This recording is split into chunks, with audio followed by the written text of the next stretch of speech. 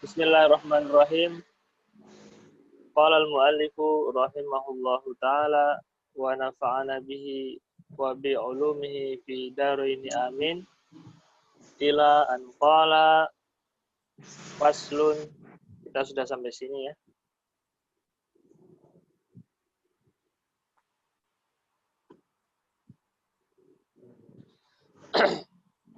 Wa qad yubtalal muridu bil faqri wal faqati wa diqil ma'isyati.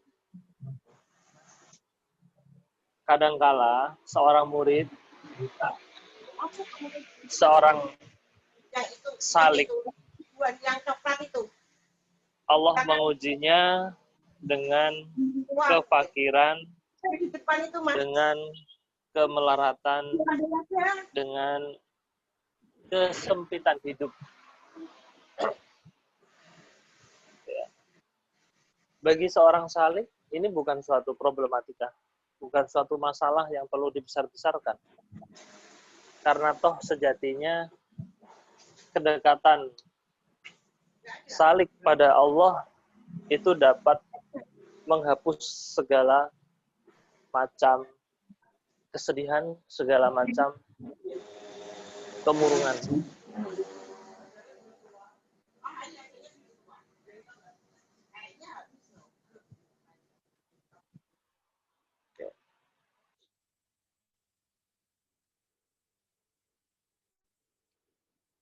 Lantas bagaimana kita melampauinya? Nah, ini beliau memberikan langkah-langkah terapeutik, langkah-langkah sebagai terapi untuk melampaui ketika mungkin suatu saat kita akan mengalami hal yang semacam itu. Jualan delalah yo sepi, ya, ujian bertubi-tubi, dan masih banyak lagi. Lantas bagaimana langkah terapeutiknya? Fayambaghi lahu ayyashkurallaha ala dzalika wa ya'udduhu min a'zamin ni'am. Luar biasa. Hendaknya seorang murid tadi bersyukur kehadirat Allah Subhanahu wa taala atas apa yang telah dipersiapkan dari keagungan nikmat. Coba bayangkan. Dapat kesulitan kok disuruh bersyukur. Itu gimana logikanya? Ya, kembali lagi kalau kita menggunakan logika linear itu tidak masuk gitu. Kalau lapar ya harus cari uang, cari makan. Kalau sakit ya harus nggak bisa enggak berobat dan pergi ke dokter, nggak bisa enggak. Ya memang itu betul. Tapi kalau itu menjadikan satu-satunya jalan untuk melampaui segala macam problematika ini, itu yang kurang pas. Habib Abdullah bin Alawi al-Haddad, penulis kitab ini, sebagaimana yang disebutkan tadi, hendaknya dia bersyukur atas apa yang sudah Allah siapkan dari agungnya nikmat itu. Lah, nikmatnya di mana? Baik. Manusia dimanapun berada, dia selalu mencari jawaban atas setiap sesuatu yang belum bisa dipahami. Kenapa seperti itu? Kenapa dalam kondisi yang sulit malah disuruh bersyukur? Beliau memberikan alasan. Ya. Li'anna dunya aduwatun wallahu yuqbilu biha ala a'da'ihi wa yasrifuha an awliya'i. Kita perlu memiliki paradigma bahwa sejatinya dunia itu adalah musuh. Kehidupan dunia ini musuh. Ya, bagi seorang salik, kebisingan dunia itu bisa menjadi penghalang dia untuk terus-menerus continue menghadap Allah Subhanahu wa taala. Dan Allah menghendaki dengan kondisi kefakiran, kemelaratan, dan kesempitan hidup itu, Allah menghendaki kita, ya, untuk berpaling. Namanya musuh masa harus dihadapi sih? Mending kita tinggalkan, kan gitu. Daripada berkonfrontasi, mending ditinggalin. Kita bisa sibuk dengan aktivitas yang lain daripada face to face menghadapi musuh yang kita tidak bisa keluar darinya. Nah iya, kita hidup dalam ruang dan waktu dimensi dunia ini kok. Wa yasrifuha an awliyaihi. Allah akan memalingkan musuh ini dari para kekasihnya. Artinya apa? Masa kita nggak mau dipanggil atau masuk dalam golongan yang Allah kasih? Itu yang disyukuri. Gitu. Falyah mudallaha alladhi syabbahu bi anbiya'ihi wa awliyaihi wa ibadihi sholihin. Maka bersyukurlah, bertahmidlah, pujilah Allah yang telah menyamakan kita dengan para nabi, dengan para aulia dan hamba-hambanya yang soleh. Falaqad kana sayyidul mursalin wa khairul khalqi ajmain Muhammadun sallallahu alaihi wasallam yarbitu hajaran ala batnihi minal ju'. Kita tahu bahwa ada perang Khandaq yang mana musim itu adalah musim yang sulit. Tidak ada bahan makanan dan udara dingin. Ya. Saat itu banyak kaum muslimin yang mengalami kekurangan dan harus berjuang, harus menggali parit. Nah, Rasulullah ketika itu juga sama manusianya ya. Bagaimana beliau mengatasi kelaparannya? Beliau ikatkan batu di perutnya untuk menahan lapar.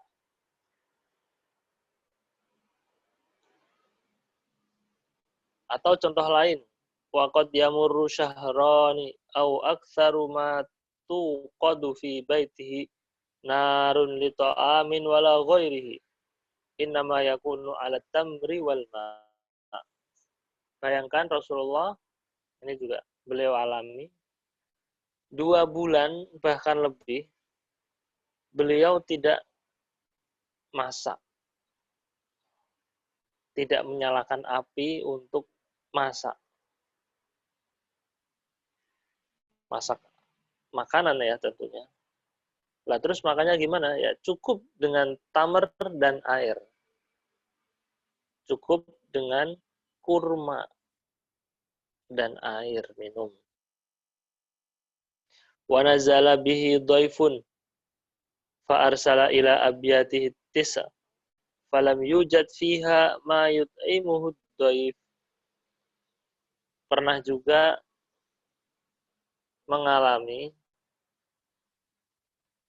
ada tamu yang sampai Rasulullah tidak bisa menjamunya. Bahkan ketika beliau keliling ke istri-istri beliau untuk menyuguhkan makanan untuk tamu ini, sampai nggak ada barangnya.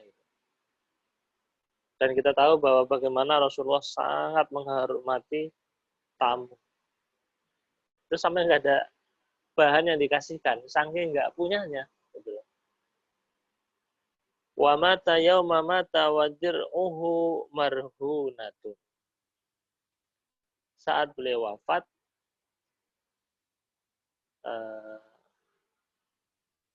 dir'un itu baju pelindung perangnya itu tergadaikan oleh seorang Yahudi.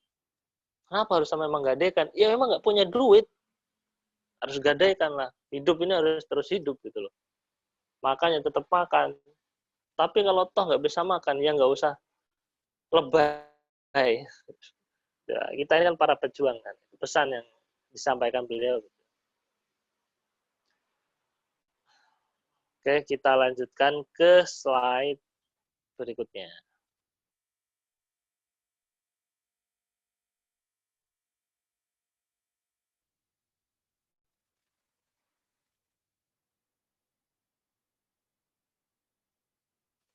Oke.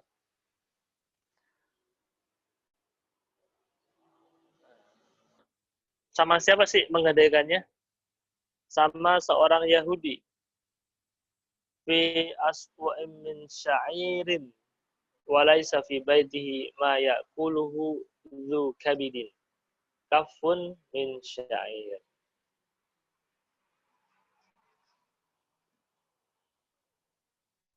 Digadaikan untuk mendapatkan satu ceruk gandum karena di rumahnya tidak ada makanan gandum untuk dimakan. Coba sampai segitunya ya. Kita apa pernah mengalami 2 bulan tanpa beras atau tanpa apa-apa? Alhamdulillah kita masih bisa hidup dengan cukup layak. Jadi kalau ada sesuatu yang menerpa kita, cepat-cepat kita ingat Rasulullah. Dengan mengingat Rasulullah, bagi yang terampil, bagi jiwa yang terampil, itu akan luruh semua kesulitan. Karena apa? Rasulullah pernah mengalami hal-hal yang lebih parah gitu ya. Lengkap semua penderitaan itu ada pada Rasulullah. Dan Rasulullah bisa melampauinya. Oh iyalah, Rasulullah itu Nabi. Oh ya jangan gitu. Rasulullah juga manusia. Sisi kemanusiaannya itulah yang kita perlu belajar gitu.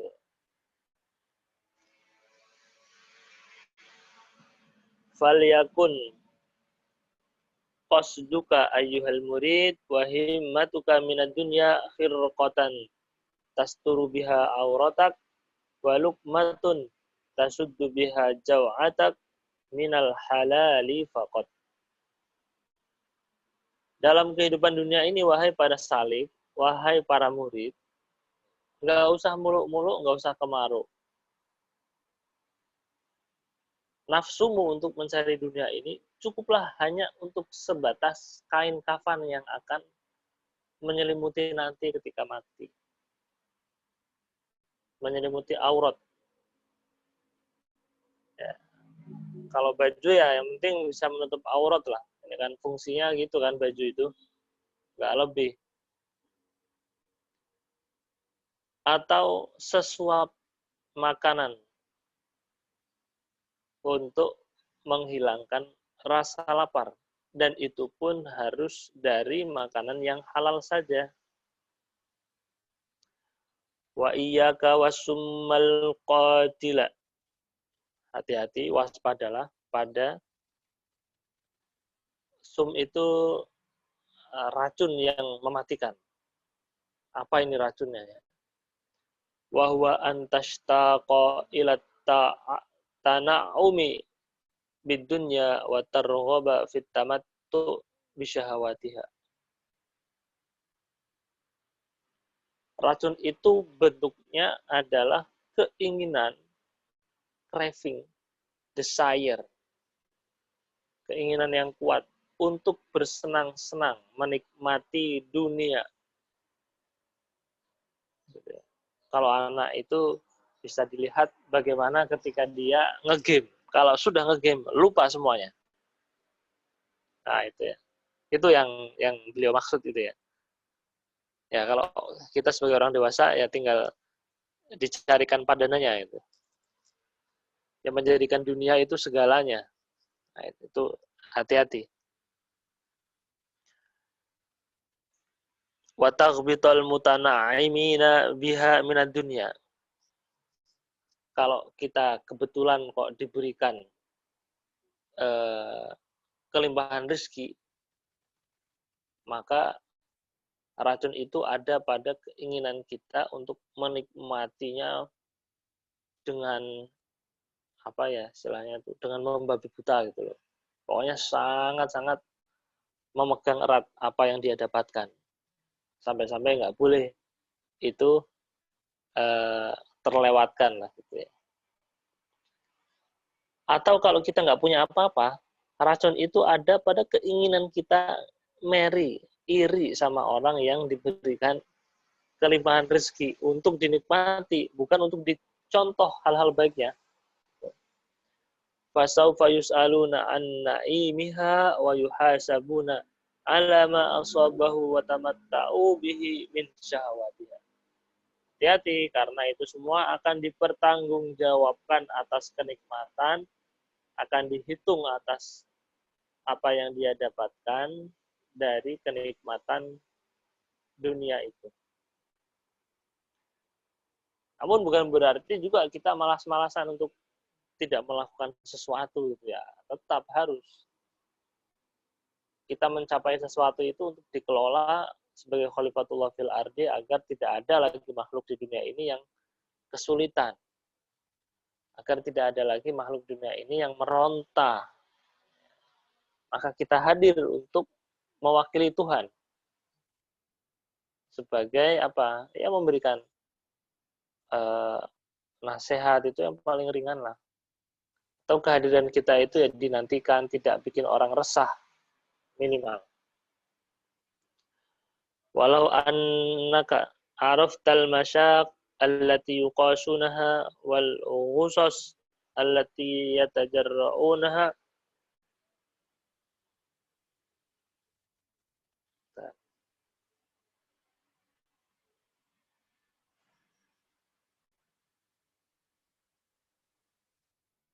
Nah, biar kelihatan. Kita di sini ya. Fi qulubihim wa sudurihim fi talabi dunya wa fil hirsi ala tamiyatiha wal itinabi biha lakun tataro dalika yazidu bi at'afin kasiratin ala ma hum fihi min ladzati tana'um bi dunya in kanat tamaladdah.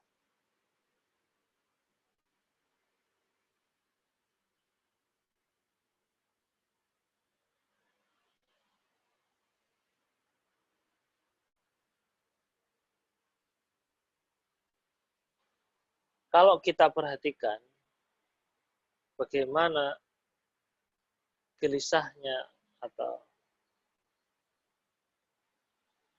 orang-orang yang bergelimang dalam mencari duniawi itu kan yang atas itu kan hanya sebatas contoh kecil ya. Tapi kalau kita lihat orang yang desire, orang yang hidupnya itu hanya semata-mata golek cari duniawi saja, hanya menikmati duniawi saja. Ini ada apa namanya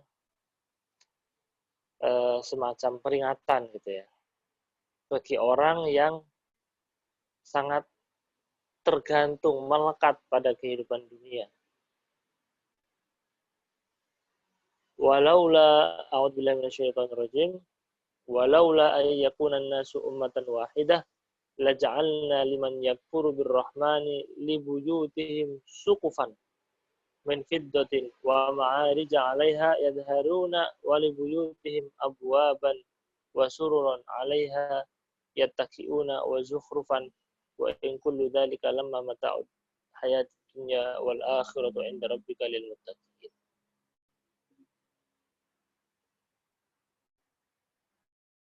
Ya, ini nanti kita bahas di pertemuan selanjutnya tentang bagaimana orang yang peringatan bagi mereka yang hanya memikirkan kehidupan duniawi saja. Karena apa? Kalau kita pelajari, pahami dari materi yang mungkin sudah kita pelajari, konteksnya dengan pelajaran consciousness itu ya, orang yang terjebak pada dimensi ego, ya, yang dia lihat hanya materi saja. Kesenangan, kegembiraan itu ketika dia mendapatkan materi, sentuhan materi. Kalau materi itu tidak didapatkan, gelisahnya luar biasa, susahnya minta ampun. Demikian juga kalau dia mendapatkan materi yang diinginkan, materi yang dihadapkan, senangnya luar biasa. Nah, ini kan rentan. Kalau dari apa namanya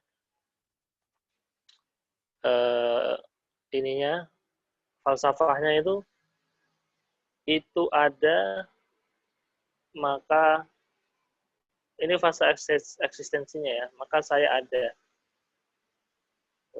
Ini ngeri. Makanya ya jangan sampai kita terjebak pada ego-ego duniawi ya teman-teman ya. Oke, mungkin itu dulu yang bisa saya sampaikan. Terima kasih atas kebersamaannya. Dan mungkin ada